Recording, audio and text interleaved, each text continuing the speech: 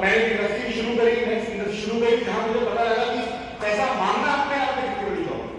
तो the first point है, first of मेरा फर्स्ट रिक्वेस्ट है, ऐसा कोई लॉ गवर्नमेंट बनाए जिसके अंदर वो बाउंड करे with in a time limit सामने वाले को पेमेंट करने की।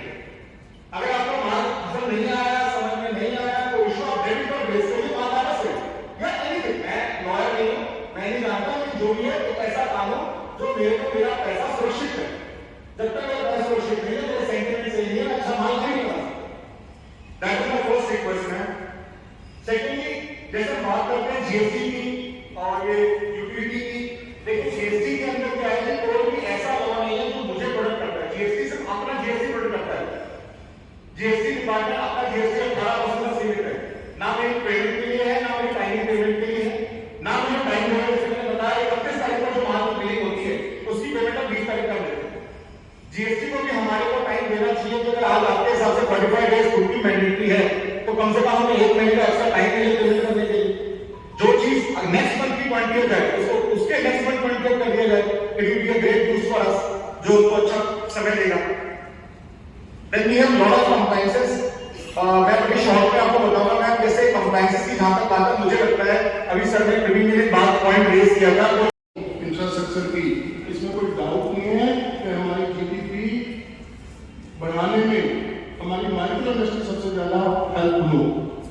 तो आप कृपया इन पर ध्यान दें और हमारे जो इस की बातें सजेशन समस्या नहीं बोलूंगा, कोई कंप्लेन नहीं बोलूंगा, लेकिन हमारी सभागार से जो भी हमारे इंडस्ट्री से जो हमारे मंच द्वारा जो भी सजेशंस मिले वो इम्प्लीमेंटेशन कैसे हो, उनके मिनट और मीटिंग करके प्राइम मिनिस्टर सर तक, मिनिस्टर ऑफ फाइनेंस मिलकर और उसके हमारे साथ भी आप शेयर करें तो पर 15 दिन में, महीने में, 2 महीने में उनको फॉलो करें। हम जो हमारी जनरेशन, हमारे बच्चे जो इंजीनियरिंग करके या कुछ और बड़े-बड़े डिग्री लेके जो इंडस्ट्री ज्वाइन करना चाहते हैं और वो कहते हैं पापा अगर आप ऐसे काम करो तो मेरे को तो ये काम नहीं करना,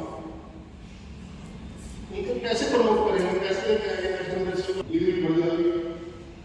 तो ये मेरा निवेदन है और आप इन सब चीजों पर ध्यान दें और आपके माध्यम से उम्मीद है हमारे डिस्ट्रिक्ट जजर की सलाह पे सरकार तक पहुंचेगी तो जल्दी से इम्प्लीमेंटेशन होगी।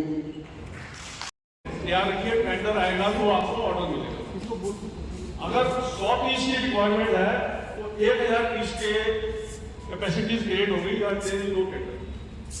तो मेरा पर्सनल बेसिक तो हो ही हो रहा है।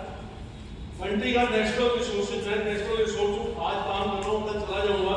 जो मैं कंट्री को कंट्रीब्यूट करना चाहता हूँ या जो मेरे में पैशन है वो अनयूटिलाइज हो रहा है। इसलिए जो आइटम्स स्पेसिफिक कस्टमर है, इंडिया के अंदर एक कस्टमर है, उसके लिए element tendering system is not suitable. अगर एलिमेंट टेंडरिंग सिस्टम सुटेबल होता तो बाउंड्री क्योंकि गवर्नमेंट का ही एक उपक्रम था, उन्होंने तो टेंडरिंग नहीं, उनके साथ जो लोग लगे वो बहुत sir your point is very well noted, बहुत अच्छा लगा। जो प्रोक्योरमेंट प्रोसेस है डिफेंस और रेलवे का, उसमें सुधार होना चाहिए ताकि इस तरह की जो लोग टेक्नोलॉजीज डीआरडीओ वगैरह से लेके दे रहे हैं उनको प्रायोरिटी मिल सके। Right, noted. इसमें टैक्सेशन जीएसटी भी आगे होती थी कि बैंक ट्रांजैक्शन टैक्स लाएंगे, बाकी सब टैक्स बंद कर देंगे, so that monthly returns of different types. हम लोग ओटीपी देते ही कर जाते हैं। दिन भर सीए के यहाँ से फोन आते हैं कि साहब ओटीपी दीजिए, इस टैक्स की रिटर्न जानिए, इसकी जानिए। बैंक ट्रांजैक्शन टैक्स एक ऐसा टैक्स है जिसकी डिटेल सारी गवर्नमेंट के पास है। ओके, ये एक बड़ा सुझाव है कि अगर टैक्सेस न लगाकर ट्रांजैक्शन टैक्स करो। नोटेड। तीसरा साहब, जो हमारी लोकल प्रॉब्लम है जो इंफ्रास्ट्रक्चर रिलेटेड है, उसके लिए भी ही शुड हैव